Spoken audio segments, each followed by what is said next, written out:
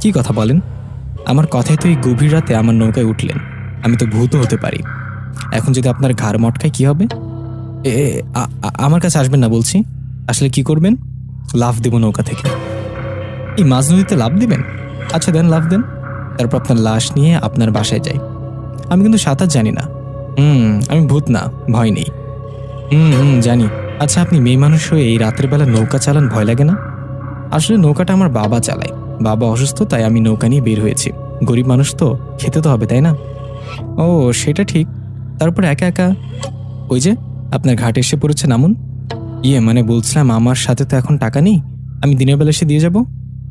আচ্ছা, খেয়াল করে দিয়ে যাবেন কিন্তু। মেয়েটার কথায় রাজি হয়ে নৌকা থেকে নিচে নামলাম। নিচে নেমে হাঁটতে লাগলাম। হঠাৎ মনে পড়ল, মেয়েটার নাম তো জানা হলো না। এই ভেবে পেছনে ফিরে তাকাতে দেখি মেয়েটা সেখানে নেই। মেয়েটা তো দূরের কথা, ঘাটে কোনো নৌকা নেই। মানে কি?